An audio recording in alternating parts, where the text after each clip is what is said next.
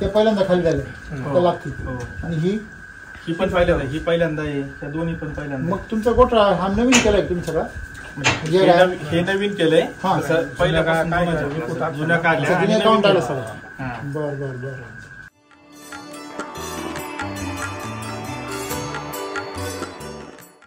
Milk charger कधीपासून वापरतो? जून पासून, गेल्या जून पासून. मागच्या जून पासून? आता जून आलाच ना. एक वर्ष झालं. 1 वर्ष मध्ये तुमच्याकडे किती बकेट झाले असतील? 5 दिवसाला तर तुम्ही बकेट आणता?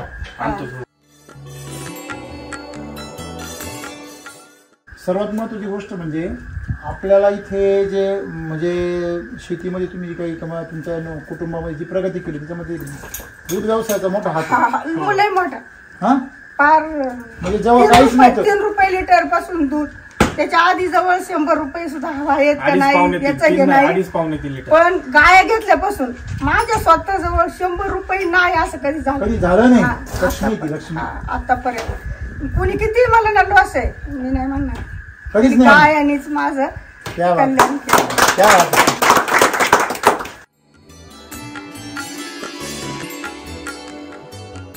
तुम्ही आता जे घर बांधले ते किती खर्च करायला? 1.5 कोटी.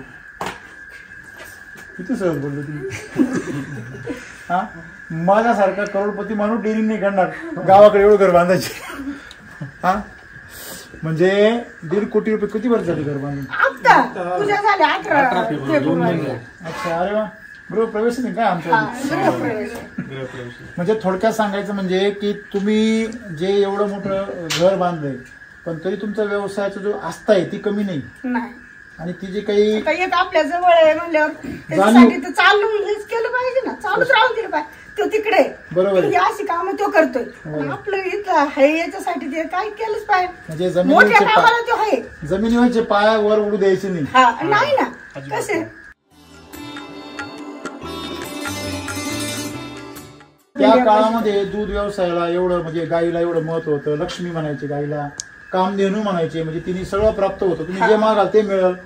आणि आज तिच्याकडे फक्त पैसा पैसा म्हणून लोक पाहते. तुम्ही कुठल्याही गोठ्यावर जा, गाया अशा गिरबडलेल्या, मस्त शेण पातळ, त्या गायांचे हाडं उघडे पडलेले, केस त्यांना सगळे गोचील, अशी परिस्थिती आहे सगळीकडे. म्हणजे त्या गोठ्यामध्ये जा गेल्यावर दळिंद्री आली असं वाटतं.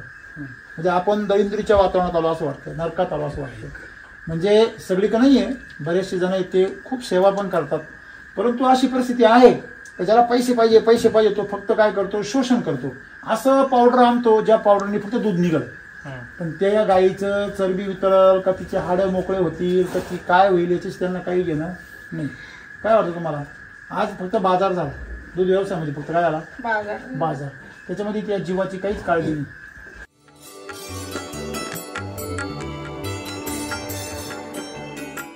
तुम्ही आज किती दिवसाला 5 दिवसाला काय? 5 दिवसाला 5 दिवसाला 5 किलो लागतो तुम्हाला? पिंकट सरांना विचारा तुम्ही. म्हणजे रोज 1 किलो खर्च करता. सगळं लोक म्हणते महाग आहे, तुम्ही 5 दिवसाला 1 बकेट संपवत. काय गणित आहे मला काही कळलं नाही.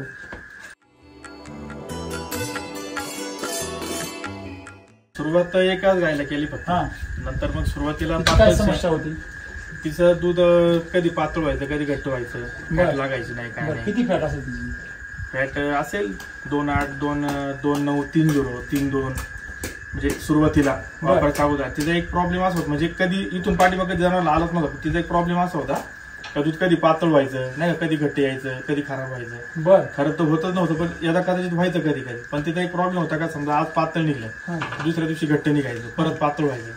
पचनक्रियेचा प्रॉब्लेम होता सगळा. मग तर मग ते वाप चालू केल्याच्या नंतर मला एक साधारण 15 दिवसांनी म्हणा किंवा 3 वारांनी मला थोडा फरक जाणवला त्या गायीमध्ये. आणि नंतर माझा व्हिडिओ तर पाहिजे होता. गायला चमक तर दिसनाच झाली मला कुठं सुरुवातीला स्टार्टिंगला.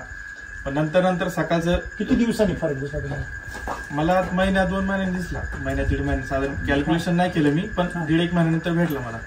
मग नंतर तो पण असा दिसला की मी त्यांना खायला टाकल्याच्या नंतर सूर्य पण उगवतो ना, तर मला ती केस चमकल्यासारखी दिसली, गायची चमक दिसली थोडी.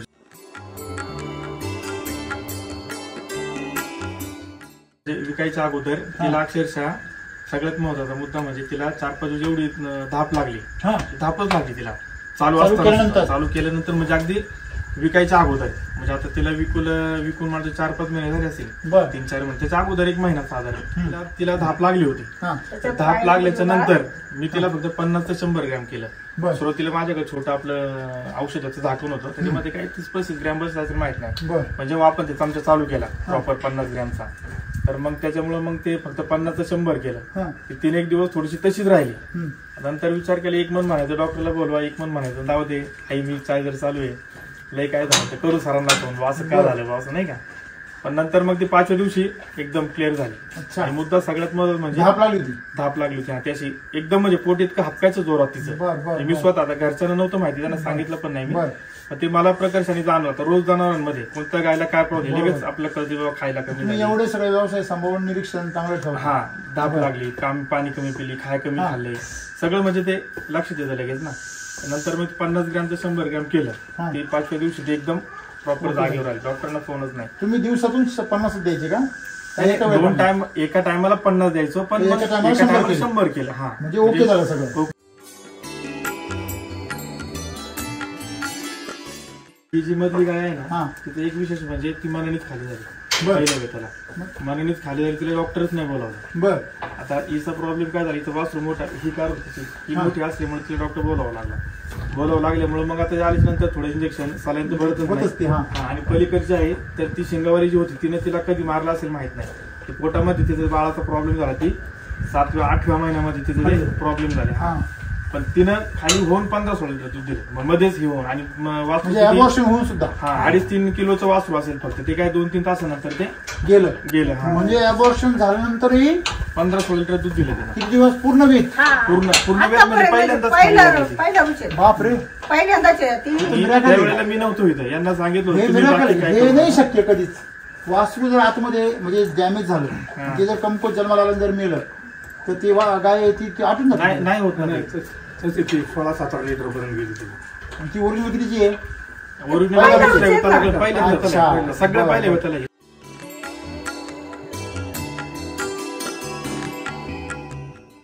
तुम्ही जर त्यांना जर 200 ग्रॅम डेली जर चालू ठेवलं आणि 100 ग्रॅम गाभण असताना चालू ठेवलं, तर फायदा असा होणार तुम्हाला की पहिली गोष्ट आजार नाही पडणार, दुसरी गोष्ट डिलिव्हरीला आदरणार नाही. पर काही असू दे, पर काही होणं नाही होणार आदरणार. फक्त काय करायचं, डिलिव्हरीच्या वेळेस तुमच्या रस्त्याला काही प्रॉब्लेम होणार आहे, लगेच 200 ग्रॅम एका टायमाला असं 2-3 दिवस चालायचं. डॉक्टरला 2-3 हजार घालण्यापेक्षा मिल्क चार्जर जर 200 ग्रॅम केलं तर 400 ग्रॅमचे पैसे किती झाले?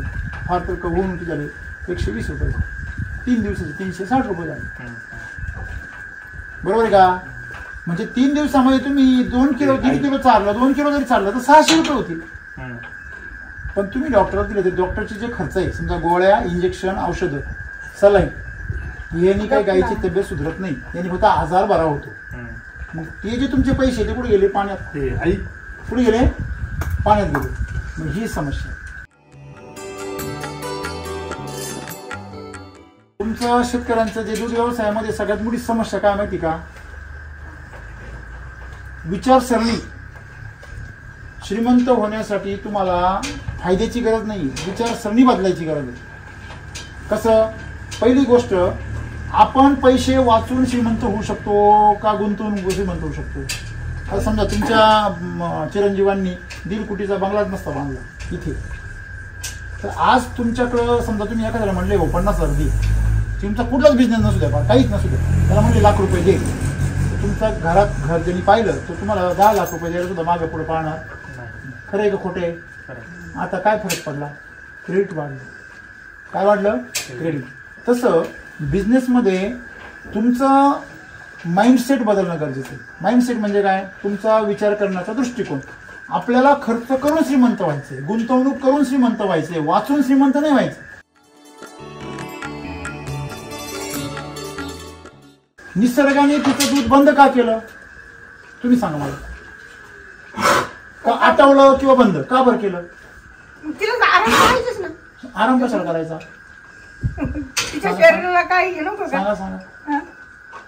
तिला काय एनर्जी यायला नको? तिच्या पोटामध्ये जे बाळ आहे त्या बाळाला वाढवायसाठी तिची शक्ती काय होती? कमी होती. खरंय खोटे? मग आपल्याला असं करायला पाहिजे, एखादी स्त्री गरोदर राहिली कधी जेवण निम्म करून टाकायचं. हा कमी का म्हणायचं नाही, कमी का म्हणायचं. आणि तिला जास्त खा म्हणतात, बाळ चांगली तब्येत होणार. आणि गाईचं मात्र बंद करून कमी करायचं. मग ती दूध देत नाही ना, मग दूध देत नाही, मग पैसे ती बाळ देणार आहे ना, बाळ देणार आहे. जेव्हा ती बाळ देईल ते बाळ जर सुदृढ आलं तर दूध बी सुदृढ येईल ना. पण त्या काळात कमी केल्यामुळे बाळाचं कुपोषण होतं. आणि मग तुम्ही जे म्हणता मग कारण सांगा, त्या वासरू मोठं होतं म्हणून गाय आदबली, वासरू फिरलं म्हणून आदबली, कुणीतरी मारलं म्हणून आदबली. तुम्हाला सांगू का, ताकद असेल ना माणूस रेटून येतो.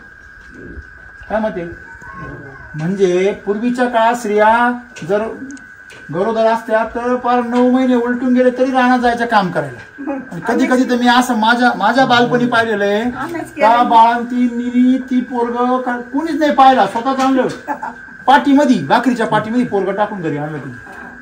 म्हणजे नाळ बी तिनेच कापली, सगळं तिनंच केलं तिथे. बाळंतीने अशीच झाली.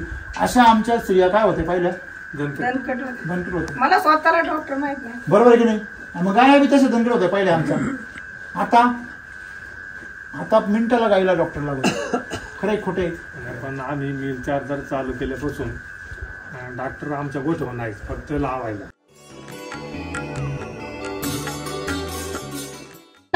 तकलीफ केली. बरोबर आहे ना, उष्णतेने का कशा. नाही मग तुम्हाला तेच सांगायचंय मला की काय होतं की उष्णता वाढली हे सत्य आहे, पण ती उष्णता तुमच्या चाऱ्यातून थंड चारा भेटला पाहिजे. या चाऱ्याला जर तुमच्या जर रसायन असतील, पाणी खराब असेल तर त्या चाऱ्यामधून उष्णता येते आणि खाल्ल्यानंतर हीट तयार होतं. बघा तुम्ही ऐकलं असेल, जर गाय भरली तर जुने लोक सांगायचे तिला बसून देऊ नका, नंबर 1. नंबर 2, तिला हिरवा चारा घालूच नका 2-4 दिवस.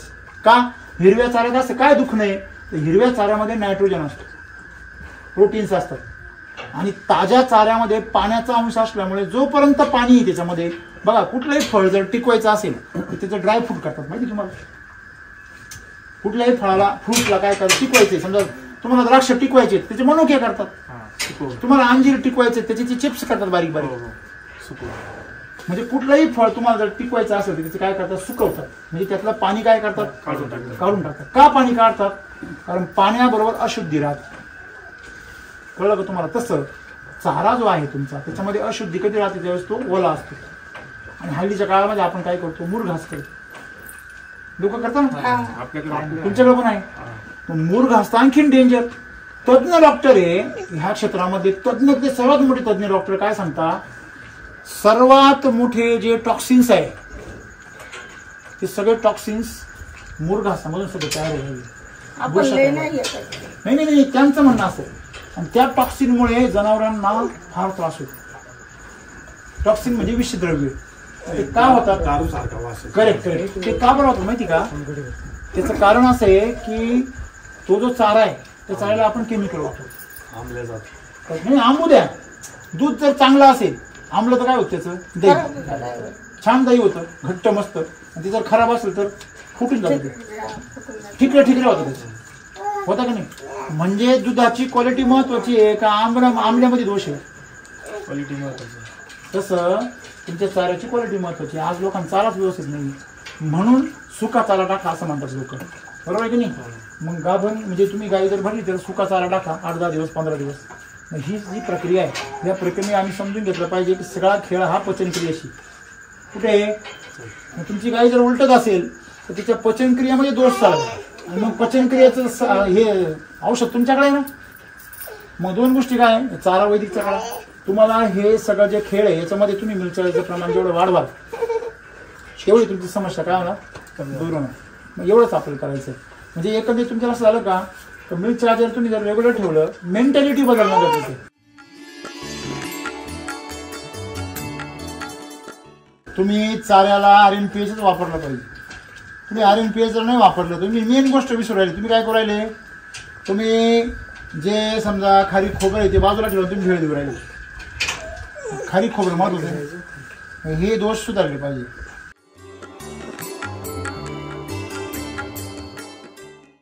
सगळ्यात महत्वाचं म्हणजे मी अगोदर पण सांगितलं होतं की आपण चमच्यानं खातोय, सोन्याच्या चमच्यानं, परंतु आपण काय खातोय हे खूप महत्वाचं आहे.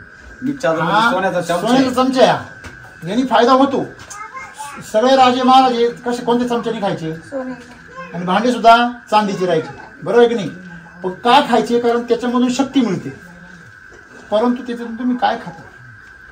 तुम्ही जर निकस अन्न खाल्लं, राशनचे तांदूळ आले आणि त्याचा भात करून जर त्यांनी खाल्ला, तुम्हाला काय वाटतं मग त्यांनी ताकद मिळेल का? मग त्याला तुम्हाला दर्जेदार तांदूळ आणावं लागेल, बरोबर, रायभोग वगैरे असे दर्जेदार तांदूळ, काळ भात, आणि तो जर तुम्ही त्याच्यामधून चमच्याने खाल्ला तर तुम्हाला त्याची ताकद डबल मिळेल, बरोबर आहे. तसं मिल्क चार्जर काय करतं, तुमची जी शरीरामधलं यंत्रणा आहे त्या यंत्रणा मजबूत करतं, पचन करून आणणारी. डॉक्टर पण गावामधलाच आहे, माझ्यापेक्षा लहान आहे, ऋषी नाव आहे त्याचं. तो पण आता ह्या गायांना फक्त जास्त वेळ भरायचे, त्याला पण थोडंसं जरा हे वाटलं की बाबा कधीच येत नाही आणि 20 दिवसाला गाय हिटवर सांगितलं मी सगळं, हा वेळच्या वेळेवर येते तुम्ही जर. आणि दुसरी गोष्ट अशी का एकतर गायला डॉक्टरच नाही, दुसरी गोष्ट धाप लागणे नाही. सध्या थायलेरियाचं प्रमाण जास्त आहे सध्या उन्हामुळं. आता तुम्ही पाहताय वर तुम्ही हात वर केला तर शेड लागेल, एवढ्या जबरदस्त हिट मध्ये, एवढ्या जबरदस्त हिट मध्ये एकाही गायला गरम रात्री पूर्ण थंड, म्हणजे असं होतं एकाही गायला अजिबात प्रॉब्लेम, थायलेरिया नाही, आपल्या आजूबाजूच्या पट्ट्यामध्ये डॉक्टर फिरतायत, ते मला सांगतात की बाबा पातळी किंवा आलपटी पट्ट्यामध्ये सगळ्यांनी फॉगर लावले, मला म्हणे फॉगर लावा. गायत काय शान आहे का, ते लगेच ओढून घेतील, हाईट नाही ना. ठीक आहे, ते म्हणजे 2 टाइम पाणी मारा, म्हणजे पाणीच नाही, मारायचं कुठून? पाणी मारत नाही, काहीच नाही, काहीच नाही, नाहीच ना. आता हे पहा तुम्ही, हे रेन हार्वेस्टिंग करून आपण ह्या शेडचं पाणी, त्या शेडचं पाणी 4-5 महिने झालं काय बात करता? हे काय थोडी बाजूला 4-5 महिन्यापूर्वी धुतले रे. मी म्हणलो आज आम्ही येणार म्हणजे मी सकाळी धुतले, प्यायला पाणी. आपण काय केलंय तर शेततळे आपलं हे आहे ना, शेततळे, ह्या शेडचं पाणी, त्या शेडचं पाणी प्लस बंगल्याचं अख्खं पाणी त्या शेततळ्यामध्ये सोडले. आता मध्ये 3 वेळा पाऊस झाला आम्हाला एक महिन्यामध्ये, त्याच्यामध्ये 4-5 फूट पाणी झालं, तेव्हा मी मका पेरली. असं पाण्याचा फार प्रॉब्लेम आता सध्या. पाण्याचा फुल RNPH वापरा तुम्ही, जेवढं RNPH वापराल ना तेवढं पाणी कमी लागणार.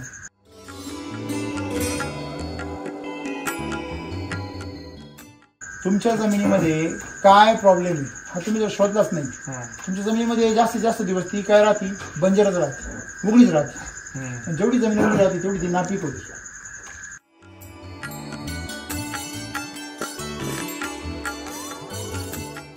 मिल्क चार्जरचे फायदे किती आहे, सगळे किती फायदे असतील बरं मिल्क चार्जरचे? तुमच्यामध्ये किती असतील? माझ्या माहितीनुसार सगळेच फायदे. की सगळे म्हणजे किती? मग मोजून जर दाखवले तर तुम्हाला किती फायदे? 6-7 फायदे, बरोबर आहे ना? माझ्या हिशोबाने जवळजवळ 10-15 फायदे. किती? 10-15.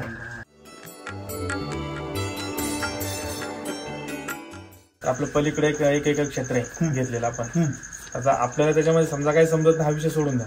पण आम्ही जेव्हा एक म्हातारे 75-80 वय असेल बाबांना ना, 70-75 वय जुन्याच लोकांकडे ज्ञान आहे. आताचे फक्त हे माहितीचे बुडबुडे आहे फक्त. मग आम्ही पहिली ट्रॉली नेली, दुसरी नेली, ते खाटावरच बसलेलं रोड कडेला घरी. तर त्याने दुसऱ्या ट्रिपला मला हटकवलं त्याने. मला म्हणे कल्याण थांब.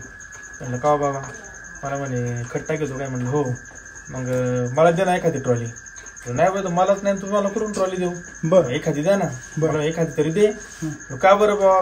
इथं पागळीमध्ये आहेत बा, पागळीमध्ये 3 ट्रॉली विकायला आहेत भाऊ. नाही म्हणे पण तुझ्यासारखं खत पाहिजे मला, तो खत लय भारी दिसते.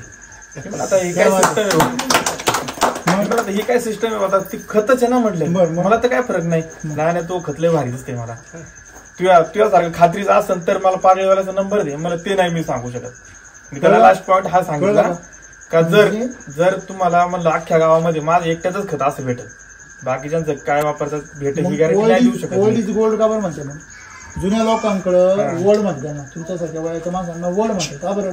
त्यांच्याकडे ज्ञानाचा अनुभवाचा काय साठा आहे, कळलं का? वडाची सावली सुद्धा लय पॉवरफुल राहते. म्हणजे तुम्हाला आयडिया सांगतो मी. आता आम्ही मला वाटते एक त्या रस्त्यावर थांबलो होतो ना, निगोज शिरूरच्या रस्त्यावर थांबलो होतो. तिथे काय एक मला वाटतं ज्यूस सेंटर आहे ऊसाचं, बरोबर आहे ना? तिथे एक मोठा गोठा आहे जबरदस्त. ऊस रसग्रंथी गृह आहे पुढे समोर आणि मागं ऊसाचा गोठा आहे. तर तिथं शेण आहे त्यांचं, जवळजवळ मला वाटतं 5-50 ट्रॉल्या असं खतरनाक मोठं ते मोठा कारभार येतो. तर ते शेण त्याचं आम्ही पाहिलं तर त्याचा घाण वास होता. त्यांनी म्हणजे आपल्या केनीने थोडंसं पसरवलं होतं आणि जुनं जे होतं त्याची अशी किटाड तयार झाली. मोठमोठे घेतलं बरोबर आहे. ते शेणच सांगतंय की मी शेती करायच्या लायकीचं नाही. ते वासावरून आणि त्याच्या आकारावरून सांगतो. मला तुम्हाला काय सांगायचं आहे की तुम्ही आता जे ज्या तुमच्या त्या 72 वर्षाच्या आजोबांना कळलं ते तुम्हाला कळलं का? हे आजच्या पिढीला माहित नाही. म्हणजे तुम्हाला मी असे किती फायदे मिल्क चार्जर सांगू शकतो आणि तुम्ही सगळा अभ्यास काढा आणि मग मला सांगा मिल्क चार्जर परवडत नाही. पण तुम्ही बाकीचे फायदेही घेत नाही आणि सांगा ते परवडत नाही. आलं का गणित तुमच्या लक्षामध्ये? म्हणून तुम्ही पूर्ण क्षमतेने मिल्क चार्जरची योजना वापरा. ही पद्धती, ही टेक्नॉलॉजी अभिनव आहे. लक्षामध्ये मला हे सांगायचं. मेंटॅलिटी बदला. सोन्याचा चमचा आहे ना, त्याच्याबरोबर तुम्ही खायला पण सोन्यासारखं द्या. बरोबर की नाही? किती लोक आहे ते आपल्या शरीरामध्ये काजू, बदाम, पिस्ता, केशर टाकते. लोक म्हणते ऐपत नाही. डॉक्टरला 50,000 रुपये घालायचे. ऐपत आहेत तुमच्यात? हां, हॅलो, कुठला गरीब माणूस आहे जो डॉक्टरला 50,000 रुपये गरज पडल्यावर घालीत नाही, पण जमीन विकून पण घालील आणि माणूस वाचवायचा प्रयत्न करील. मग त्याच माणसाला अगोदर आरोग्यासाठी का नाही खर्च करेल? रोगावर खर्च करेल. काका खोटं आहे का बरोबर आहे? गाईच्या रोगावर खर्च करतो, पण गाईला रोग येऊ नये म्हणून कोण खर्च करतो? आरोग्यावर खर्च करा. मग बघा जात आम्ही जे सांगतो या स्थिती वैदिक आरोग्यावर खर्च. आरोग्यम धन संपदा. भविष्य काळामध्ये जो आरोग्य जपेल तो श्रीमंत होणार आणि जो रोग जपेल ना तो किती पण करोडपती असेल तो भिकपती होणार. हे माझं शब्द लक्षात. म्हणून आता तुमच्याकडे चांगलं आहे ऐश्वर्य, तुम्ही फक्त आता आरोग्य जपा. बरोबर आहे? मस्त सुंदर काम करा आणि सुंदर शेती करा. तुमचा दूध व्यवसाय कधीपासूनचा? दूध व्यवसाय 87-88 पासूनचा आहे. संकरित गाया पहिल्यापासूनच?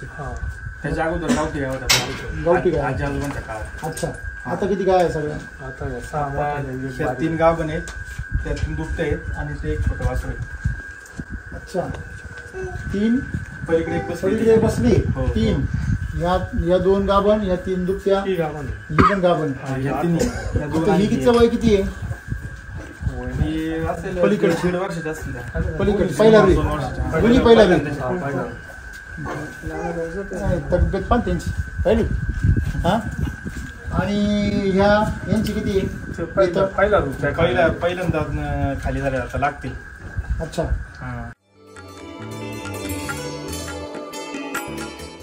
आता सध्या गोठ्यामध्ये तुमच्या 3 आणि 2 5 आणि 1 6 गाय आहे. एक कालवडी. ही कालवडी. आता तुम्ही मिल्क चार्जर कधीपासून वापरतो? जून पासून. गेल्या जून पासून. मागच्या जून पासून? आता जून आलाच ना. 1 वर्ष झालं. 1 वर्ष मी तुमच्याकडे किती बकेट झाले असते? 5 दिवसाला तर तुम्ही बकेट आणता. मग तुम्ही का नाही बॅग का नाही आणत? नाही बॅग आता बॅग नाही आणत. बॅगला एकदम जास्त पैसे लागतात. तसं नाही. बॅगला तुम्ही जर बॅग आणली तर बॅगने तुम्हाला 300 रुपये किलो पडतो. बरोबर आहे? आणि 325 रुपये किलो पडतं. पडते 25 रुपये किलो माग पण ती एकदम रक्कम एकदम जाते ना. हे कशी 5-5 थोडं थोडं गेले म्हणजे बरं वाटतं थोडं. तुमचं घर पाहिलं होतं माझी पण छाती द्यायला. तुम्ही काय करता म्हणजे व्यवसाय वगैरे? मी शेतीवरच असतो. मोठं मोठं काय करता? इंजिनियर. दुबईला असतो. अच्छा. दुबईला आहे काय? मी दुबईचं घर आहे काय? दुबईच आहे. दुबईवाल्यांचं घर. मी तर गावाला 2 ट्रॅक्टर आहेत, 2 उपनेर आहेत. हा, शेती आहे प्लस स्वयंपाकाचं काम करतो. अच्छा. तुमच्याकडे उपनेर आहे? 2 उपनेर आहेत, 2 ट्रॅक्टर आहेत. ट्रॅक्टर आहे. आणि वडिलांना आम्ही केटरिंगचं काम करतो स्वतः. बर. स्वयंपाक बनवायचं. म्हणजे तुमचं व्यवसाय आहे, केटरिंगचा पण व्यवसाय? हो. आम्ही दादा आणि मी दादा पूर्वीपासून करायची. सगळे व्यवसाय सांभाळून तुम्ही व्यवसाय दूध व्यवसाय पण करता? हो. पूर्वी वडील बांधकाम व्यवसाय करायचे 20-25 वर्ष. अच्छा.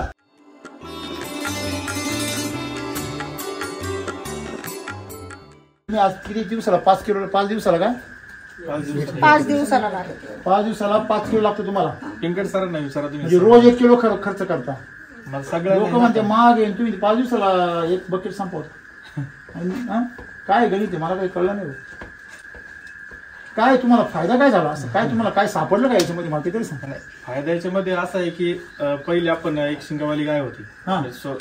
स्टार्टिंग केली तेव्हा 1 वर्षापूर्वी. 1 वर्षापूर्वी. पहिलं माहित कसं झालं तुम्हाला? मला माझा एक मित्र येतं इथं घरात रस्त्या शेजारी घरी येतं, त्यांनी व्हिडिओ पाहिली होती आपली युट्यूबवर. हा आपली याची 3 सेकंदाची 30 सेकंदाची रील पाहिली रील पाहिली होती. हा बर. त्यांनी मला शेअर केली, त्यांनी नाही वापरलं पण त्यांनी मला शेअर केली.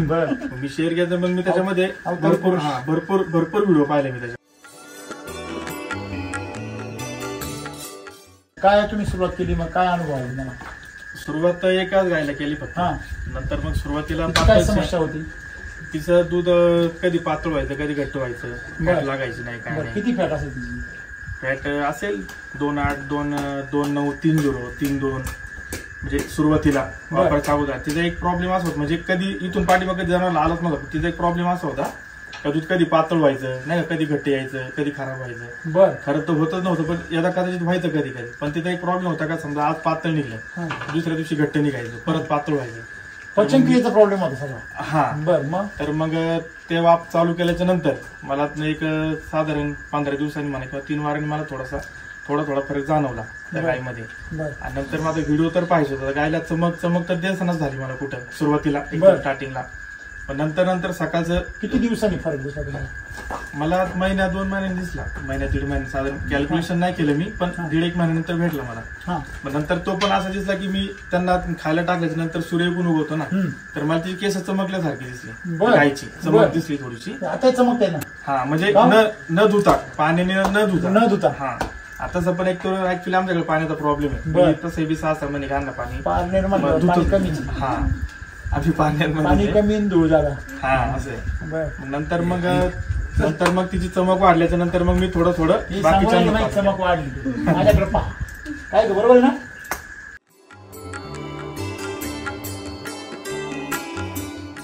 विकायच्या अगोदर तिला अक्षरशः सगळ्यात महत्वाचा मुद्दा म्हणजे तिला 4-5 दिवस एवढी धापच लागली तिला चालू केल्यानंतर म्हणजे अगदी विकायच्या अगोदर. म्हणजे आता तिला विकून माझे 4-5 महिने झाले असेल 3-4 महिने. त्याच्या अगोदर 1 महिना साधारण तिला धाप लागली होती.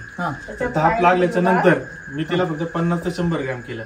सुरुवातीला माझ्याकडे छोटं आपलं औषधाचं झाकून होतं त्याच्यामध्ये काही 30-35 ग्रॅम बसला असेल माहित नाही. म्हणजे आपण ते चमचा चालू केला प्रॉपर 50 ग्रॅमचा तर मग त्याच्यामुळे मग ते फक्त 50 ते 100 केलं. 3-1 दिवस थोडीशी तशीच राहिली. नंतर विचार केला 1 मन म्हणायचं डॉक्टरला बोलवा 1 मन म्हणायचं जाऊ दे आई मी चार्जर चालू आहे लय काय झालं तर करू सरांना फोन असं काय झालं असं नाही का. पण नंतर मग ती 5व्या दिवशी एकदम क्लिअर झाली. आणि मुद्दा सगळ्यात महत्त्वाचा म्हणजे धाप लागली होती. त्याशी एकदम म्हणजे पोट इतकं हापकायचं जोरात तिचं. मी स्वतः आता घरच्यांना नव्हतं माहिती त्यांना सांगितलं पण नाही मी. ते मला प्रकर्षाने जाणवतं. रोज जनावरांमध्ये कोणत्या गायला काय प्रॉब्लेम लगेच आपलं कळते बाबा खायला कमी एवढे सगळे व्यवसाय सांभाळून निरीक्षण चांगलं ठेवलं. हा धाप लागली पाणी कमी पिली खाय कमी खाल्ले सगळं म्हणजे ते लक्षात येतं लगेच ना. नंतर मग 50 ग्रॅम ते 100 ग्रॅम केलं. ते 5व्या दिवशी ते एकदम प्रॉपर जागेवर आले. डॉक्टरना फोनच नाही. तुम्ही दिवसातून 50 द्यायचे का? 2 टाइम एका टायमाला 50 द्यायचो पण 100 केलं. हा म्हणजे ओके झालं सगळं. ओके किती द्यायची ती 14-15 लिटर द्यायची. मग ती 100 ग्रॅमची गरज होती. हा 14-15 ग्रॅम द्यायची ती. आणि नंतर मग याच्यामध्ये इकीला आता 1 महिन्यापूर्वी जरा तापल्यासारखी झाली होती. पलीकडे किती ग्रॅम चालू आहे एका टायमाला? आता 50 ग्रॅम चालू आहे सरासरी सगळ्यांना. 50 ग्रॅम चालू आहे सगळ्यांना. हा 50 वाढवलं का त्याला की 4 दिवसावर बजेट येते 3 दिवसावर बजेट येते सगळ्यांना चालू आहे ना असं आहे.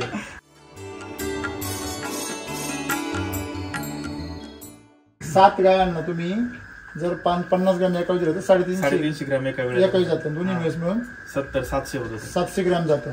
म्हणजे तुम्हाला जवळजवळ 7 दिवस जात असेल बघ. हा म्हणजे जर समजा प्रॉब्लेम झाला चुकून समजा काही प्रॉब्लेम आपल्याला वाटलं आता ज्या गायचा प्रॉब्लेम झाला होता ना तर तुम्हाला कॉल केला तेव्हा तुम्हाला 100 ग्रॅम करायला झालं. मग असं म्हणजे जर काही यदा कदाचित प्रॉब्लेम झाला तर 100च करायचा. हा आणि नाही झाला तर मग नाही झाला तर नाही. हा आता दूध किती चालू आहे तुमचं? आता 45-46 जात होतं सुरुवातीला घरी ठेवून गारुडीला पाजून. हिला 3 लिटर तिला 3 लिटर एका टायमाला. आणि सध्या आता मग 27-28-30 लिटर पर्यंत जात असेल. आता घाटात तिकडे जातो ना.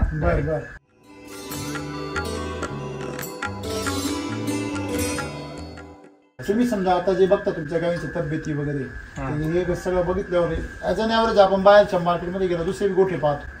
दुसऱ्या गोठ्यामध्ये गाय आपल्या गोठ्यामध्ये गाय काही फरक वाटतो? फरक वाटतो बऱ्यापैकी फरक वाटतो. पण आता चमकचा फरक वाटतो. हा चमक पुन्हा केस. आता आम्ही त्या दिवशी 4 दिवसापूर्वी एक गाय बघायला गेलो होतो घ्यायला दुसऱ्या इथला होती. ती आणि तिची बहीण म्हणजे 2 बहिणी होत्या त्या.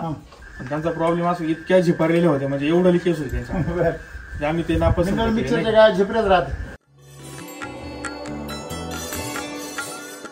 तुम्हाला अजून काय काय फायदे जाणवले हे चालू केल्यानंतर? 1 वर्ष आमचं शेण जे पातळ होतं ते घट्ट झालं. बर. आणि खाणं पिणं व्यवस्थित बाकी म्हणजे चारा व्यवस्थित खा. बर. तरी पण माझं मत तुम्ही 100 ग्रॅम चालू ठेवायचं. ज्या म्हणजे दुधावर जे दूध चालू आहे ना त्यांचं 100 म्हणजे आठवल्या पूर्ण 100% त्यांचं 50 ग्रॅम होते. ज्या पूर्ण आठवल्या त्यांचं 50. आमच्या दूध 3 आहेत आणि 3 गाम नाही आहेत. गावांचं दूध नाही काढत त्यांनी पहिला आहे ना त्यांना 50 ग्रॅम द्यायचं. दिवसातून 50 द्यायचं. नाही 2 टायमाचं त्यांचं 100 ग्रॅम द्या. पण ज्या दुधाचे चालू आहे समजा आता ज्या दुधाचे चालू आहे त्यांचे किती लिटर दूध निघतं? त्यांचं काय 5-6 लिटर एका टायमाला. म्हणजे 12 10 12 10 12 13 त्या गाया किती लिटरच्या आहेत? त्या गाय आहेत काही 20 लिटरच्या आहेत. मधली उभी ना मोठी थोडी तिने 20-21 लिटर दिली पहिल्या होताना. मग त्यांना तुम्ही 200 ग्रॅम चाललं पाहिजे. कसं करा, ज्या गाया दूध देतात त्यांना 200 ग्रॅम द्यायचं, ज्या गाया खाट्या आहेत त्यांना 100 ग्रॅम द्यायचं, असं नियोजन करा. आता ही जी मधली गाय आहे ना तिचं एक विशेष म्हणजे ती मनानेच खाली झाली. त्याला मनानेच खाली झाली, तिला डॉक्टरच नाही बोलावलं. बर. आता हिचा प्रॉब्लेम काय झाला, इथं वासरू मोठा ही कार ही मोठी असल्यामुळे तिला डॉक्टर बोलावं लागल्यामुळे मग आता आलीच नंतर थोडं इंजेक्शन सलाईन तर भरतच नाही. आणि पलीकडची आहे तर ती शेंगावारी जी होती तिने तिला कधी मारला असेल माहित नाही. पोटामध्ये तिचा बाळाचा प्रॉब्लेम झाला, ती 7व्या 8व्या महिन्यामध्ये तिथे प्रॉब्लेम झाले. पण तिनं खाली होऊन 15-16 लिटर दूध दिलं, मध्येच घेऊन. आणि वासरू होऊन सुद्धा 2.5-3 किलोचं वासरू असेल फक्त, ते काय 2-3 तासानंतर ते गेलं. म्हणजे अबॉर्शन झाल्यानंतरही 15-16 लिटर दूध दिलं त्यानं. किती दिवस? पूर्ण वेळ म्हणजे पहिल्यांदाच. बापरे. त्यावेळेला मी नव्हतो इथं, यांना सांगितलं हे नाही शक्य कधीच. वासरू जर आतमध्ये म्हणजे डॅमेज झालं, ते जर कमकुवत जन्माला जर मेलं तर ती गाय ती आटून नाही होत ना. ती 16-17 लिटर पर्यंत गेली ती. ती ओरिजिनल कितीची आहे? सगळं पाहिलं होतं. तुमचं शेतकऱ्यांचं जे दूध व्यवसायामध्ये सगळ्यात मोठी समस्या काय माहिती का? विचारसरणी. श्रीमंत होण्यासाठी तुम्हाला फायद्याची गरज नाही, विचारसरणी बदलायची गरज आहे. कसं? पहिली गोष्ट, आपण पैसे वाचून श्रीमंत होऊ शकतो का गुंतवून श्रीमंत होऊ शकतो? आता समजा तुमच्या चिरंजीवांनी 1.5 कोटीचा बंगलाच नसता बांधला इथे, तर आज तुमच्याकडं समजा तुम्ही एखाद्याला म्हणले 50,000 दे, तुमचा कुठलाच बिझनेस नसू द्या, काहीच नसू द्या, त्याला म्हणले ₹1,00,000 दे, तर तुमच्या घरात घर ज्यांनी पाहिलं तर तुम्हाला ₹10,00,000 द्यायला सुद्धा मागे पुढे पाहणार. खरं आहे का खोटे? आता काय फरक पडला? क्रेडिट वाढलं. काय वाढलं? क्रेडिट. तसं बिझनेसमध्ये तुमचं माइंडसेट बदलणं गरजेचं आहे. माइंडसेट म्हणजे काय? तुमचा विचार करण्याचा दृष्टिकोन. आपल्याला खर्च करून श्रीमंत व्हायचंय, गुंतवणूक करून श्रीमंत व्हायचंय, वाचून श्रीमंत नाही व्हायचं. गरीब माणूस काय करतो? पैसे वाचून श्रीमंत. आज दूध व्यवसाय तोट्यामध्ये का बरं आहे? भाव उतरले, गायांचा खुराक बंद. आता गाईला कळतं का याचा बाजार कमी झाला? नाही ना, त्यांना काय कळतं मुक्या जाणार. बरोबर. तुमचं म्हणजे गाय खाटी झाली, कमी चार्जर बंद किंवा कमी. आता मला सांगा, निसर्गाने तिचं दूध बंद का केलं? तुम्ही सांगा मला. का आटवलं किंवा बंद का बरं केलं? तिला आराम करायचंच ना. आराम कशाला करायचा? तिच्या शरीराला काय नको का? सांगा. तिला काय एनर्जी यायला नको? तिच्या पोटामध्ये जे बाळ आहे त्या बाळाला वाढवायसाठी तिची शक्ती काय होती? कमी होती. खरंय खोटे? मग आपल्याला असं करायला पाहिजे, एखादी स्त्री गरोदर राहिली तर तिचं जेवण निम्म करून टाकायचं. कमी कामाला तिला जास्त घाम म्हणतात, बाळ चांगली तब्येत होणार. आणि गाईचं मात्र बंद करून कमी करायचं. मग ती दूध देत नाही ना, मग दूध देत नाही, मग पैसे ती बाळ देणार आहे ना. बाळ देणार आहे. जेव्हा ती बाळ देईल ते बाळ जर सुदृढ आलं तर दूध बी सुदृढ येईल ना. पण त्या काळात कमी केल्यामुळे बाळाचं कुपोषण होतं. आणि मग तुम्ही जे म्हणता, मग कारण सांगा, त्या वासरू मोठं होतं म्हणून गाय आदबली, वासरू फिरलं म्हणून आदबली, कुणीतरी मारलं म्हणून आदबली. तुम्हाला सांगू का, ताकद असेल ना माणूस रेटून येतो. काय म्हणते? म्हणजे पूर्वीच्या काळात स्त्रिया जर गरोदर असत्या तर 9 महिने उलटून गेले तरी रानात जायचं काम करायला. कधी कधी तर मी असं माझ्या बालपणी पाहिलेलं आहे त्या बाळांती ती पोरग कोणीच नाही पाहिला, स्वतः आणलं पाठीमध्ये, भाकरीच्या पाठीमध्ये पोरग टाकून घरी आणलं तिने. म्हणजे नाळ बी तिनेच कापली, सगळं तिनंच केलं तिथे. बाळंतीने अशीच झाली. अशा आमच्या स्त्रिया काय होते पहिल्या दणकट होते. मला स्वतःला डॉक्टर माहित नाही, बरोबर आहे की नाही. मग गाया बी तसे दणकट होत्या पहिल्या आमच्या. आता मिनिटाला गाईला डॉक्टर लागतो. खरंय खोटे. पण आम्ही मिल चार्जर चालू केल्यापासून डॉक्टर आमच्या गोठव नाही, फक्त लावायला.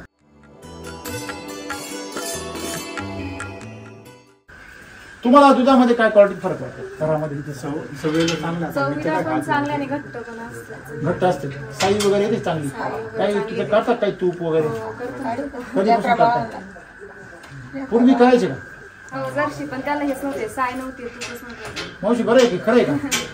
जर्सी जेव्हा होतं तेव्हा तूप त्याचं व्हायचं का? पहिले मी करायची. पहिले म्हणजे किती वर्षापूर्वी म्हणता तुम्ही? पहिले हे बारकाले असतात. हा म्हणजे तो काळामध्ये 4-6 वर्ष आहे ना जास्त कालोडी. नाही, तुम्ही ज्या काळाची भाषा बोल राहिला ना त्या काळामध्ये काहीच फवारे न मारता कांदीत होती. 90-95 फवारे न मारता कांदीत होते का नाही? तेव्हा बाजरीला मकाला कधी फवारे होते का? आता बिगर मका फवारे आणा बरं तुम्ही. सगळे ताटच उभे राहतात. आम्ही आणतो. जर वैदिक वापरला ना बिगर फवारण्याची मका आणायची गॅरंटी, फुल गॅरंटी. कीड कुठं पडती? नाशेल गोष्टी माहिती पडत. जे धष्टपुष्ट त्यात कीड पडते का? म्हणजे आज आमचं कुठतरी प्रक्रिया काय राहिली? तुम्हीच म्हणले पूर्वीच्या गायांचं तूप निघत होतं, जर्सी गायांचं. आताच्या गायांचं निघते का? बाकीचं बघा ना तुम्ही बाहेर. हेच म्हणले मला 2 वर्षापूर्वी निघत नव्हतं. तेव्हा गायला फॅट नव्हती ना. हा म्हणजे तुम्ही सगळ्या गोष्ट कशावर आहे? आहारावर आहे. तुम्ही जर मातीचं आरोग्य जर जपलं तर तुमचं दूध सुद्धा क्वालिटी निघतं. आज तुमचं दूध चांगलं निघतंय की नाही? किती फॅट आहे का तुमचं आज? फॅट नाहीये त्याच्या आता. पण आता किती 2-6, 2-8, 2-9 एवढं फॅट घालत नाही. का बरं एवढं कमी फॅट? काय माहिती आता कधीपासून कमी झाली? चालू झाला खाली झाल्यापासून कमी. चारा काय? चारा मका आहे, हिरवी मका. कशाने तिला काय टाकलं? नाही ते आपण यानेच पिकवतो ना. कधी टाकलं तुम्ही त्याला? वर्षापासून तेच चालू आहे ना. ते वैदिक वापरतात? वैदिक वापरतो. हा का सगळं तेच. त्याला RNPH दिला का चारायला यांच्या? नाही, कृषी अमृत वापरतो फक्त रेग्युलर. आणि सॉइल चार्जर, कृषी अमृत आणि आपले स्प्रे याचे फक्त. तुम्ही चाऱ्याला RNPH वापरलं पाहिजे. तुम्ही RNPH जर नाही वापरलं तुम्ही मेन गोष्ट विसरू राहिले. तुम्ही काय करू राहिले? तुम्ही जे समजा खारीक खोबरं आहे ते बाजूला ठेवून तुम्ही भेळ देऊ राहिले. खारीक खोबरं महत्वाचं आहे. हे दोष सुधारले पाहिजे. योगेश सर काय सांगता? मिल्क चार्जरनी दूध वाढत नाही आणि दूध घट्ट पण होत नाही, बरोबर ना सर? मग ते काय द्यायचं? हां तुम्ही एक वर्ष द्या. समजा आता हे पोरगं चिडचिड करते की नाही, ते का बरं करते माहिती का? त्याला अतृप्त वाटतं आतून. असं तो जर एकदम धष्टपुष्ट अतृप्त असला तर तो असं तुमची आसरा नाही करणार बिलकुल. मग त्याला अतृप्त का वाटतं? तुम्ही जे दूध त्याला देता ना ते दूध तेवढ्या ताकदीचं नाही. तुम्ही त्याला फॅट असेल भरपूर ताकदवान 4च्या फॅटचं दूध द्या बरं या गायांचं. ते पोरगं असं एवढं जरी खेळ का तुम्हाला विचारणार बी नाही. हे हा फरक लक्षात घ्या, फार मोठा फरक आहे. मग म्हणजे तुम्ही दूध आहे तुमचं हे फॅट चांगलं येणं किंवा दूध जास्त येणं हे मिल्क चार्जरवर अवलंबून नाही. मग मिल्क चार्जर का द्यायचं? सगळ्यात महत्वाचं म्हणजे मी अगोदर पण सांगितलं होतं की आपण चमच्यानं खातोय, सोन्याच्या चमच्यानं. परंतु आपण काय खातोय हे खूप महत्वाचं आहे. मिल्क चार्जर सोन्याचा चमचा यांनी फायदा होतो. सगळे राजे महाराजे कसे कोणत्या चमच्याने खायचे? आणि भांडे सुद्धा चांदीचे राहायचे, बरोबर की नाही? पण का खायचे? कारण त्याच्यामधून शक्ती मिळते. परंतु त्याच्यातून तुम्ही काय खाता? तुम्ही जर निकस अन्न खाल्लं, राशनचे तांदूळ आले आणि त्याचा भात करून जर त्यांनी खाल्ला, तुम्हाला काय वाटतं? मग त्यांनी ताकद मिळेल का?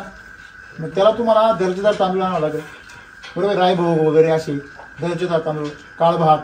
आणि तो जर तुम्ही त्याच्यामधून चमच्याने खाल्ला तर तुम्हाला त्याची ताकद डबल मिळेल, बरोबर आहे? तसं मिल्क चार्जर काय करतं? तुमची जी शरीरामधलं यंत्रणा आहे तर यंत्रणा मजबूत करतं, पचन करून आणणारी. आता तुमच्याकडे हे थोडं शिल्लक राहिलं की नाही, हे तुम्ही जर चारा जर तुम्ही बदलला ना तर काहीच शिल्लक नाही राहणार.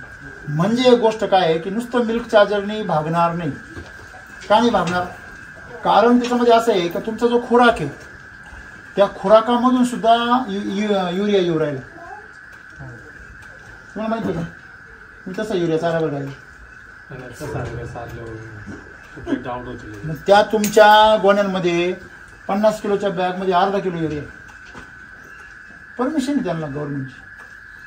तुम्हाला माहिती आहे का मावशी? हे तुम्हाला माहिती असायला पाहिजे. मग असं अन्न आपण गायांना चारतो, मग त्याच्यामुळे गाय आजारी पडतात. आणि ते कशामध्ये आता त्या दुधामधलं फॅट वाढण्यासाठी. तुम्ही पाठीमागे ऐकलं असेल डुप्लिकेट युरियापासून डुप्लिकेट दूध तयार केलं. तुम्ही त्याची वेळ अर्धा बरेच वेळा युरिया वापरून, सोडा वापरून, केमिकल वापरून डुप्लिकेट दूध तयार केलं. मग ते गाईच्या पोटातून तयार केलं काय आणि बाहेर तयार केलं काय? एकच आहे ना. मिल्क चार्जर जर वापरायचे तर तुम्ही खाद्य पण सुद्धा असं दर्जेदार वापरलं पाहिजे. चारा तुमचा वैदिकचा पाहिजे, 100% RMPH वापरलेला. दर 2 महिन्याला RMPH टाकायचंच. किती समजा या गायला तुम्हाला 10 गुंठे चारा लागेल, तुमचा किती चारा आहे? आपल्याकडे नाही काय, आपण दुसरं विकत आणता तुम्ही? विकत पण तो आपणच केलेला आहे. पण मग तो किती गुंठे असेल? 5-6 गुंठे असेल. बरोबर आहे. 6 गुंठ्याला एक एक पाकिट तुम्ही 2 महिन्यांनी दिलं, तुमचा चारा एवढा भयंकर निघाल की तुम्ही चकित होईल. मका पेरतो आपण. हा, समजा आता छोट आपण सुरुवातीला कधी बेसल डोस टाका ना तुम्ही. सुरुवातीला बेसल डोस कधी टाकतो? एकदा टाकल्यावर मका 2 महिन्यामध्ये कापायला येते ना. तुम्ही एकदाच टाकायचे ना, दोनदा कशाला टाकायचे? तुम्हाला कोण सांगितलं 2दा टाकायचं? तुम्ही बोलले 2दा टाकायचं. आता तेव्हा म्हणलं मकाला नाही, गिन्नी गवत आहे तुमचं, घास आहे. ज्याच्या कापण्या तुम्ही पुन्हा करता, मी त्याच्याबद्दल बोलतोय. तुम्ही नुसतं मकाच करता का फक्त? गवत आहे, घासाला पाणी. गिन्नी गवत आहे तुमच्याकडे. अहो तुमचं घर आहे की नाही, या घराच्या अवतीभोवती तुम्ही गिन्नी गवताचे 4-5 बेटे लावले तरी लागल तेवढं गवत नाही करत. 10-15 बेटे लावून द्यायचे. सध्या मोडलेले आहे, पाऊस पडल्यावर लावायचा. बरोबर आहे की रसायनं वापरतो ना आपण, त्यांनी जमीन हिट होती. जर आपलं जर प्रोडक्ट वापरलं तर तुमच्या उन्हाळ्यामध्ये पाणी जरी नसलं तर गवत तुमचं मरणार नाही. आपण आता उन्हाळ्यामध्ये तेच केलं ना. 1 महिन्याला मकाला पाणी भरायचं मी. शेवटच्या 2-3 दिवसामध्ये मका सुकायची. बरोबर आहे की नाही? म्हणजे दूध व्यवसायाबरोबर चाऱ्याचं व्यवस्थापन किती महत्वाचं आहे हे तुम्हाला मी समजून सांगितलं. बरोबर. हे कधी कळेल तर तुम्ही दूध व्यवसाय गांभीर्याने पाहिलं तर. तुम्हाला फॅट जी आहे ती 3.5च्या आतमध्ये, तर शेती म्हणजे तो व्यवसायच करण्यात काही मजा नाही. 3.5च्या आतमध्ये फॅट असेल दूध व्यवसाय करण्यात काही मजा नाही. नाहीतर मिल्क चार्जर तुम्ही किती बादल्या आणल्या आणि तुम्ही 5 दिवसाला संपवली, मजा नाही घेतली काही. तुमचा फायदा झाला पाहिजे तर मजा. नाही तर मग सजा तुम्हाला बी आहे ना, आम्हाला बी आहे. आम्हाला सजा या सगळं वापरतोय तरी प्रॉब्लेम आहे.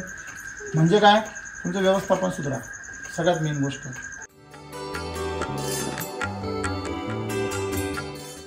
वैदिकचा जर चारा केला तुम्ही तर तुम्हाला जो चारा लागतो सध्या त्याचा निम्माच लागेल. म्हणजे पूर्ण न्यूट्रिएंट राहतात त्याच्यामध्ये. हा जो पडलाय गव्हाणीमध्ये समजा, हा 25% पडलाय ना, हा 25% तुमचं नुकसान नाही का? हा कुठे जाणार वैसाठी? मावशी कुठे जाणार आहे? खात्यात एवढं तरी पण कुठे जाणार? म्हणजे उकेडत गेला तर आमचं काय?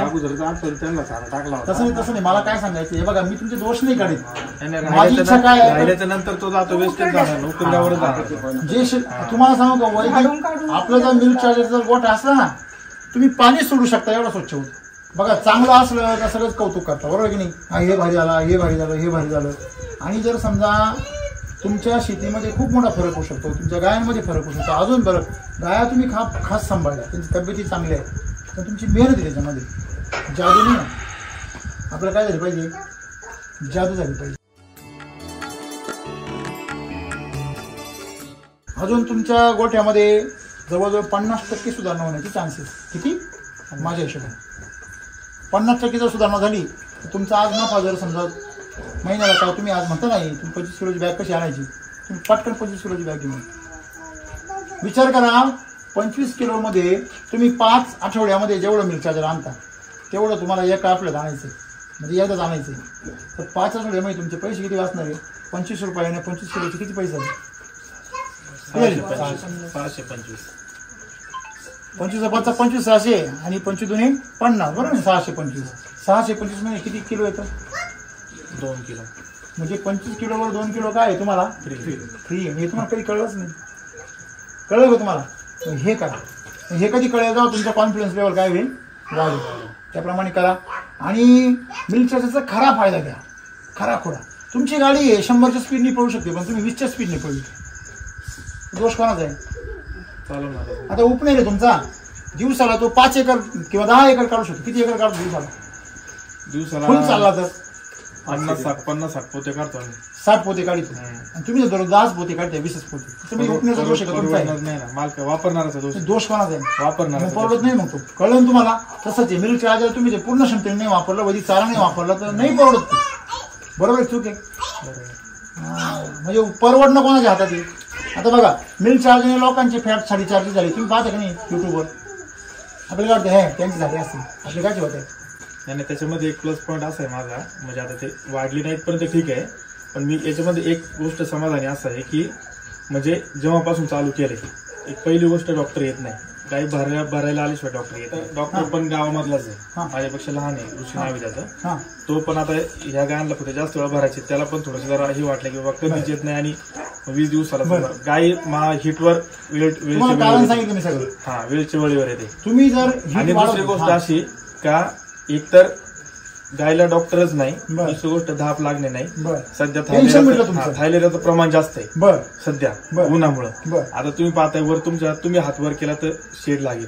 एवढ्या जबरदस्त हिट मध्ये, एवढ्या जबरदस्त हिट मध्ये एकाही गायला गरम रात्री पूर्ण थंड म्हणजे असं होतं. एकाही गायला अजिबात प्रॉब्लेम, थायलेरिया नाही, धाप लागणे नाही. आपल्या आजूबाजूच्या पट्ट्यामध्ये डॉक्टर फिरतायत, ते मला सांगतात की बाबा पातळी किंवा आळपटी पट्ट्यामध्ये सगळ्यांनी फॉगर लावले आहेत. मला म्हणे फॉगर लावा. तर गायत काय छान आहे का ते लगेच ओढून घेतील, हाईट नाही ना.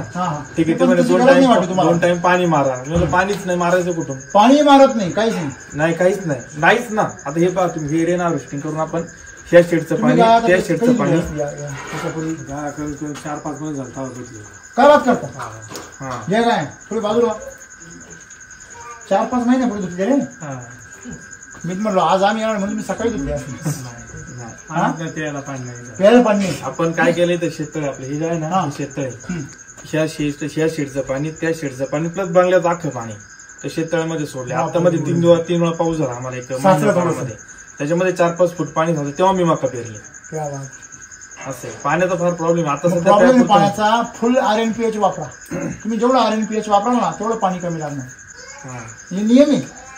RNPH जास्त वापरा, पाणी कमी लागणार. एका पाण्यावर मका येईल, एका पाण्यावर तुम्हाला हसायला येतं ना, म्हणून तुम्हाला म्हणतो व्हिडिओ का. एका पाण्यावर भात येतो तर भात, 2 पाण्यावर कांदे येतात आपल्याकडे. तुमच्या जिकडची पुण्याकडची गोष्ट आहे, काही खरं खोटं आहे. बरोबर, हे शिका. म्हणून मी तुम्हाला काय म्हणलो, तुमच्याकडे उपनीर आहे तर तुम्ही 60 पोते जावी, 20 पोते काढू राहिली आणि 2 उपनीर देऊ राहिली. वस्तूला दोष देऊन फायदाच नाही. म्हणजे मनातल्या मनात तुमचा विश्वास नाही उपनेरवर काढली का नाही? असं नाही, ते करा, ते करा. करायचं ना तर त्याचा नादच करायचा ना. तुम्ही आता एवढं वापरताय ना, तुम्ही याची पूर्ण कस काढा.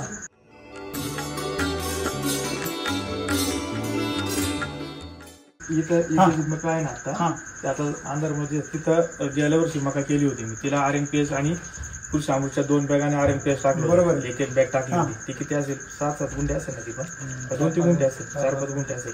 ती मका झाडी एवढीच राहिली.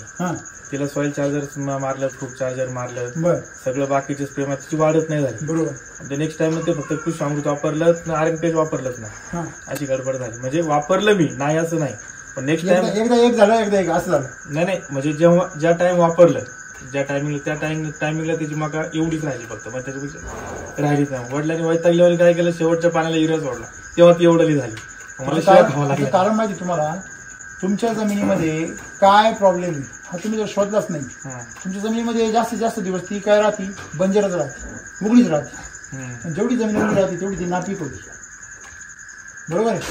तुम्ही किती क्षेत्राला काय काय वापरलं, किती वापरलं तुम्ही? एक बॅग वापरली होती 600 ग्रॅमची. एक पॅकेट आणि बॅग बनती त्यांना. किती बॅग?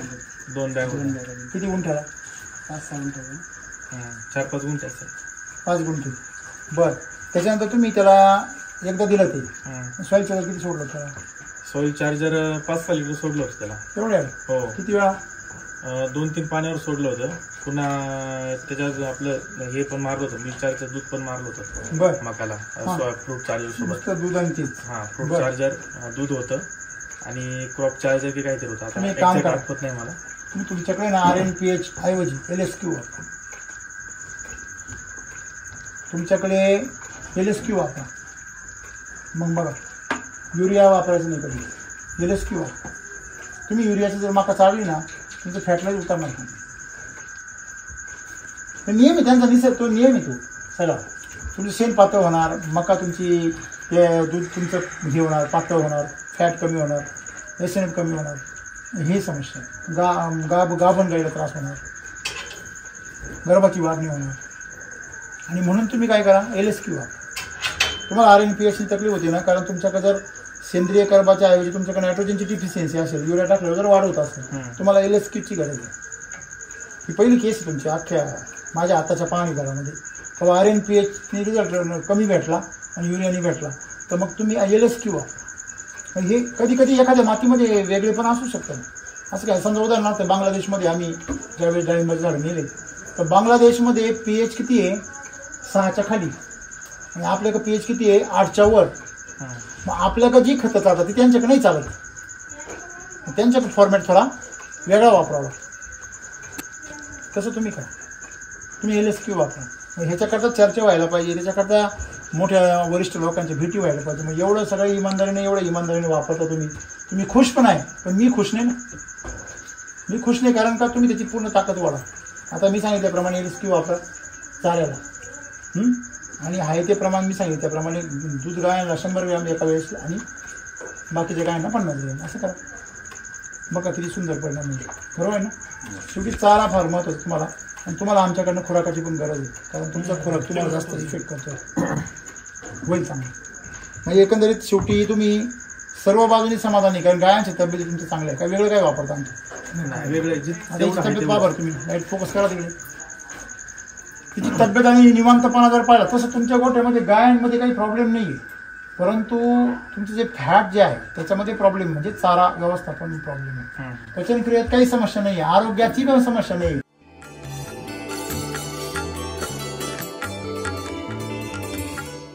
मिल्क चार्जरचे फायदे किती आहे, सगळे किती फायदे असतील बरं मिल्क चार्जरचे तुमच्यामध्ये किती असतील?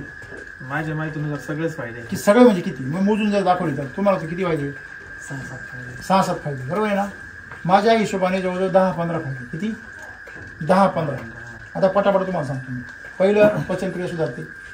बरोबर, म्हणजे शेणाचा वास पण शेण घट्ट होते. बरं. दुसरी गोष्ट, त्या गाईमध्ये जे काही व्यंग असतं, शारीरिक व्यंग किंवा काही प्रॉब्लेम असतात ते दूर होतात सगळे. म्हणजे तिची चरबी जी काही कमी असते किंवा त्याच्यामध्ये केस असला अंगावरती, ते केस गळून जातात, त्वचा चोपडी होते. बरोबर, व्यंग दूर झाले, त्वचा चोपडी झाली, चमकदार झाली. त्याच्यानंतर गाई तुमची जर माझावर येत नसेल ती माझावर येते. ती जर उलटत असेल तर उलटायची बंद होते, झाला एक फायदा. त्याच्यानंतर सर्वात महत्त्वाचं, गाई शांत होते. 5वा फायदा, मारामारी करत नाही, एकमेकाला हुंदरत नाही. 6वा फायदा, 100% चारा खाते, 100% पचन होतं. 7वा फायदा, 100% चारा खाल्यामुळे चाऱ्यामध्ये काय होते, बचत होते. नंतर 8वा फायदा, तुमचं दूध कायमस्वरूपी टिकून राहतं. म्हणजे जसं लोकांचं दूध 25 लिटरची गाय डायरेक्ट 20 लिटरवरून 10 लिटर येते, तशी मिल्क चार्जरने गाय फार तर 1-2 लिटर फरक पडतो. मग तुमचं दूध देण्याचं लॅक्टेशन पिरियड तो वाढतो. जर एका वितामध्ये तुमची 25 लिटरची गाय जर 2-2.5 लिटर 1000 लिटर दूध देत असेल तर ती गाय 3-3.5-4 लिटर जाते. स्टेबल दूध राहिल्यामुळे किती मोठा फायदा आहे. त्याच्यानंतर वान्स पिरियड राहत नाही, म्हणजे भाकड काळ शून्य होऊन जातो. शून्य झाल्यामुळे तुमचं जे गॅप पडतो 2-4 महिने 4 महिने, त्या 4 महिन्याचे 10,000 12,000 आणि जर काढली तुम्ही तर 50,000 रुपये काय होतं, नुकसान. फार चुकाचे जो हिशोब कधीच शेतकरी करीत नाही. झाले का 9 फायदे, 8-9 फायदे झाले. म्हणजे तुम्हाला मी जर अशी लिस्ट काढली, आजारी पडत नाही. किती झाला? 10वा. मस्टायटिस, एफएमडी, तुम्ही म्हटले थायलेरिया, मायांग बाहेर येणं, हे किती झाले? 4 झाले. धाप लागणे. बरोबर आहे. त्याच्यानंतर सगळ्यात महत्वाची गोष्ट, गोचिड नाही, त्याच्यामुळे येणार ताप. झाले का 15? मला सांगा, तुम्हाला मी जे काही आता सांगितले त्याच्यामध्ये आता तुम्हाला सर्वात महत्वाचे सांगितले नाही कुठले, जेनेटिक्स बदलतं गाईचं. म्हणजे 25 लिटरची गाय 30 लिटर जाऊ शकते. 18 लिटरच्या गाईला 26 लिटरची गाय होते पिल्लू. हे कधी शक्य होतं? तुम्ही पूर्ण ताकदीने वापरता तेव्हा. बरोबर आहे. म्हणजे तुम्ही जर वैदिक चारा मिक्स केला तर 20 फायदे होतात व्यवस्थित. तुम्हाला आता त्याच्यापैकी फक्त 3-4 फायदे होते, तरी पण तुम्ही काय खुश आहे, म्हणून मी नाराज आहे. आता हे फक्त कशाचे झाले? दूध वाढतं ते राहिलं, फॅट वाढतं ते राहिलं, त्याच्यानंतर त्याची क्वालिटी सुधारते. पहिलं तूप आणि आताचं तूप काय फरक आहे? पहिलं तूप चिकट राहायचं आणि आताचं दूध तूप जे आहे ते गरेदार आहे. हे असे जर फायदे सांगायला आता जर मी असे फायदे सांगायला लागलो तर 30-35 फायदे होतील. हे जे फायदे मी तुम्हाला सांगते आता, हे फायदे दुधाचे फायदे जर गणले, आता राहिले फक्त अजून शेणाचे फायदे मी तर काहीच सांगितले नाही. ते जर सांगितलं तर किती 35 फायदे होतील. गोअमृत जे आहे तुमचं ते जर तुम्ही शेतामध्ये वापरलं तर दुप्पट तिप्पट रिझल्ट मिळतं. आलं तुमच्या लक्षात. म्हणजे गोअमृत 1.5 महिन्यामध्ये कुजतं. मार्केटमधलं खत दूध 6-6 महिने कुजत नाही. बाहेरचं तुम्ही बघा लोकांचं आहे का नाही. म्हणजे त्या दिवशी ना आता किती वर्ष होत आलं ना, आता आम्ही इथं 9 ट्रॉली नेल्या आपल्या शेणाच्या, 9 ट्रॉली नेल्या. आपलं पलीकडे एक क्षेत्र आहे घेतलेलं आपण.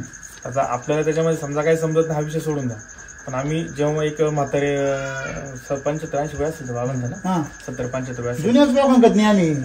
आताचे फक्त हे माहितीचे बुडबुडे आहे फक्त. मग आम्ही पहिली ट्रॉली नेली, दुसरी नेली, ते खाटावरच बसलेलं रोडच्याच कडेला घरी. तर त्याने दुसऱ्या ट्रिपला मला हटकवलं त्याने. मला म्हणे कल्याण थांब.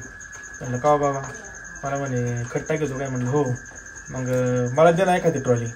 नाही बरं मलाच नाही, तुम्हाला करून ट्रॉली देऊ. बरं एखादी द्या ना. बरं एखादी तरी दे. का बरं बाबा? इथं पागळीमध्ये आहेत पागळीमध्ये 3 ट्रॉली विकायला आहेत भाऊ. नाही म्हणे पण तुझ्यासारखं खत पाहिजे मला, तो खत लयच भारी दिसते. आता हे काय सिस्टम आहे, ही काय सिस्टम आहे आता? ती खतच आहे ना म्हटलं. मला तर काय फरक नाही. नाही तो खत लय भारी दिसते मला. तुझ्यासारखं खात्रीच असेल तर मला पागळीवाल्याचा नंबर दे. मला ते नाही मी सांगू शकत. मी त्याला लास्ट पॉईंट हा सांगितला का जर तुम्हाला म्हणलं अख्ख्या गावामध्ये माझं एकट्याच खत असं भेटल, बाकीच्यांचं काय वापरतात भेटेल ही गॅरंटी नाही देऊ शकत. ओल्ड इज गोल्ड का बरं म्हणते मग? जुन्या लोकांकडं वर्ल्ड म्हणते ना, तुमच्यासारख्या वयाच्या माणसांना वर्ल्ड म्हणते का बरं? त्यांच्याकडे ज्ञानाचा अनुभवाचा काय साठा आहे, कळलं का? वडाची सावली सुद्धा लय पॉवरफुल राहते. म्हणजे तुम्हाला आयडिया सांगतो मी. आता आम्ही मला वाटते एक त्या रस्त्यावर थांबलो होतो ना, निगोज शिरूरच्या रस्त्यावर थांबलो होतो. तिथे काय एक मला वाटतं ज्यूस सेंटर आहे ऊसाचं बरोबर आहे ना. तिथे एक मोठा गोठा आहे जबरदस्त. ऊस रसग्रंथी गृह आहे पुढे समोर आणि मागं ऊसाचा गोठा आहे. तर तिथं शेण आहे त्यांचं जवळजवळ मला वाटतं 5-50 ट्रॉल्या असं खतरनाक मोठं मग ते मोठा कारभार येतो. तर ते शेण त्याचं आम्ही पाहिलं तर त्याचा घाण वास होता. त्यांनी म्हणजे आपल्या केनीने थोडंसं पसरवलं होतं आणि जुनं जे होतं त्याची अशी किटाड तयार झाली. बरोबर आहे. ते शेणच सांगतंय की मी शेती करायच्या लायकीचं नाही. ते वासावरून आणि त्याच्या आकारावरून सांगतो. मला तुम्हाला काय सांगायचं आहे की तुम्ही आता जे तुमच्या त्या 72 वर्षाच्या आजोबांना कळलं ते तुम्हाला कळलं का? हे आजच्या पिढीला माहित नाही. गोअमृतची ताकद आपल्या खाताचं काय होतं, भुगा होतो. चहा पावडर आणि जे दुसरं पहिलं जे आपलं होतं दिवाळीला लाडू आणला आणि तो जर तुम्हाला जर आपटून फुटत नाही, दात पाडायचे आहे का? बरं दात पाडूनही उपयोग नाही का? दात सांगू राहिले का तो फुटत नाही म्हणजे तू खाऊ नको का? मध्ये जाऊन तो पचू शकत नाही. जर सीताफळाची बी जर पोटात गेली तर ती सकाळी तशीच बाहेर निघत. खरं खोटं आहे? बरोबर आहे ना? का बरं? ती पचनीय नाहीये. तसं तुमच्या ज्या शेणाची किटाला तुम्ही मातीत टाका ते झाडाला लागू पडत. मग ते शेण आहे का? हे आम्ही शिकलं पाहिजे काहीतरी. बरोबर की नाही? म्हणजे तुम्हाला मी असे किती फायदे मिल्क चार्जर सांगू शकतो आणि तुम्ही सगळा अभ्यास काढा आणि मग मला सांगा मिल्क चार्जर परवडत नाही. पण तुम्ही बाकीचे फायदेही घेत नाही आणि सांगा ते परवडत नाही. आलं का गणित तुमच्या लक्षामध्ये? म्हणून तुम्ही पूर्ण क्षमतेने मिल्क चार्जरची योजना वापरा. ही पद्धती, ही टेक्नॉलॉजी अभिनव आहे. लक्षामध्ये मला हे सांगायचं. मेंटॅलिटी बदला. सोन्याचा चमचा आहे ना त्याच्याबरोबर तुम्ही खायला पण सोन्यासारखं द्या. बरोबर की नाही? किती लोक आहे ते आपल्या शरीरामध्ये काजू बदाम पिस्ता केशर टाकते. लोक म्हणते ऐपत नाही. डॉक्टरला 50,000 रुपये घालायचे ऐपत आहेत तुमच्यात? हां हॅलो, कुठला गरीब माणूस आहे जो डॉक्टरला 50,000 रुपये गरज पडल्यावर घालीत नाही, पण जमीन विकून पण घालीत आणि माणूस वाचवायचा प्रयत्न करील. मग त्याच माणसाला अगोदर आरोग्यासाठी का नाही खर्च करेल? रोगावर खर्च करू. काका खोटं आहे का? बरोबर आहे. गाईच्या रोगावर खर्च करतो पण गाईला रोग येऊ नये म्हणून कोण खर्च करतो? आरोग्यावर खर्च करा. मग बघा झालं. आम्ही जे सांगतो या स्थिती वैदिक आरोग्यावर खर्च. आरोग्यम धन संपदा. भविष्य काळामध्ये जो आरोग्य जपेल तो श्रीमंत होणार आणि जो रोग जपेल ना तो किती पण करोडपती असेल तो भिकपती होणार. हे माझा शब्द लक्षात. म्हणून आता तुमच्याकडे चांगलं आहे ऐश्वर्य, तुम्ही फक्त आता आरोग्य जपा. बरोबर आहे? मस्त सुंदर काम करा आणि सुंदर शेती करा. तुमचं नाव आणि नंबर सांगा शकता. नमस्कार, माझे नाव कल्याण गोरक्ष शिंदे, मुक्काम पोस्ट कळस, तालुका पारनेर, जिल्हा अहमदनगर, अहिल्यानगर. नंबर सांगा. Mobile number 9970 840 958. संदीप पेंगट बेल्ला. माझा मोबाईल नंबर आहे 84 59 89 28. तुमच्याकडच्या जमिनी ह्या बरेच दिवस पडीकच राहतात. हा, 2-3 महिने बरोबर. फेब्रुवारी पासून. मग वरचा जो थर असतो तुमचा काय होतो, तो निकस होऊन जातो. बरोबर आहे. आणि तुमचं जे खत आहे ते त्या थराच्या खाली जायला पाहिजे. तो सेपर झोन आहे. तो काय झालं, तुम्ही वरच्यावर टाकल्यामुळे ते वरच्यावर राहिलं. वरचं तुमचं पूर्ण थर कसा आहे, नापीक आहे. आणि त्याच्यामुळे उष्णता, तो सगळं काय झाला, इव्हॅपोरेट झालं सगळं. म्हणजे काय झालं, त्याची वाफ झाली सगळी. तुझा कस जो आहे तो सगळा उडून गेला. आता याच्यामध्ये काय झालं, ठीक आहे, माझी तर 101% गॅरंटी की बाबा मला कृषी अमृत प्लस RNPH वापरायचंच.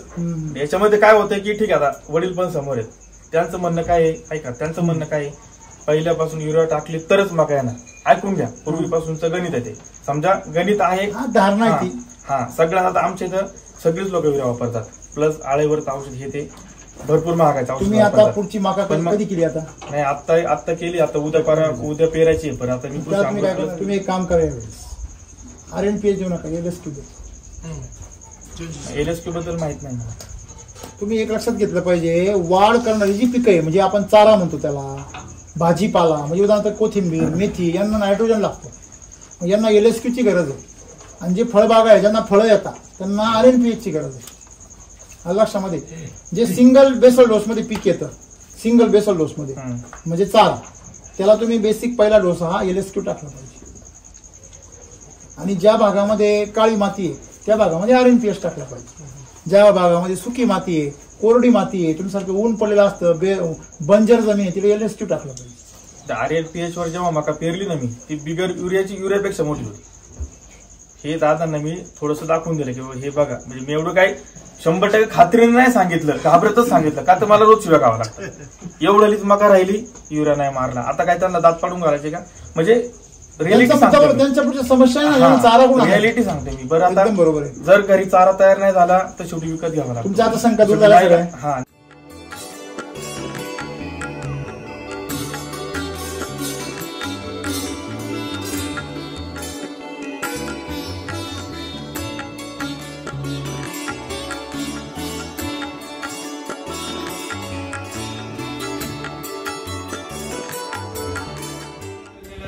लाली पॉलिश केली, सुतार काम केलं, सगळं जे हातात पडन ते. असं काही येत नाही, आपल्याला जमणार नाही. मग घरी स्वयंपाक करायचे, आजी आजारी असताना मग त्याच्यातून स्वयंपाक करायला शिकले. आचारांसोबत जायची, रात्र बुंदी पाडायची, याची पोत्यांची, मग ते स्वतः आचार्य काम करायला लागले. नाही तर पाठी आम्ही प्रकारची कामं केली, सगळी टोटल. भारुडाचे कामं करायचे, मोर नाचवायचे. फक्त इन्कम, पैसे पाहिजे, पैसे फक्त कमवायचे. कारण मग परिस्थिती बेकार नाही. 5 पैसे 10 पैसे 2 पैसे 3 पैसे 3 रुपये लिटर दूध म्हणलं काय? 3 रुपये. मी स्वतः 2.5 पाऊण 3 रुपयांनी पगार घेतलाय. मी स्वतः जाणार, मी 4थीला होतो तेव्हापासून दूध घालतो. मी स्वतः म्हणजे बँकेत ज्या टायमाला 9 रुपये वरून रेट एक यायचे आणि गवळले एक रेट यायचे. दादा बोलायला गेले का गडबड काय व्हायची, खोटं जमत नाही ना. मग तू लोक गवळ्यांना का सांगतो खरे रेट? मी देतोय ना चेअरमन, मी देतो ना, तुला काय करायचं बाकीचं? तू बाकीचं काय सांगतो नाही ना. फॅट का लागत नाही, तुमचं दूध खराब झालं का खराब झालं जायचं सुटायला. खोटं करायचं नाही. जेव्हा माणसाची प्रगती होती ना, त्याच्या पाठीमागे सत्य राहत नाही. बरं का साहेब, मोडून पण वाकायचं नाही. खोटं कधी जगत नाही जास्त दिवस, किती फडफडलं तरी. शेवटी प्रत्येक गोष्टीच्या पाठीमागे सत्य आणि मेहनत या 2 गोष्टी असतात. सत्य आणि मेहनत असं सत्यमेव जे आहे, सत्य परेशान होत आहे लेकिन पराजित नाही, ही प्रचिती तुमच्याकडून येते. म्हणजे सत्याच्या मार्गाने चालून मेहनत करत राहणं हे यशाचं सर्वात मोठं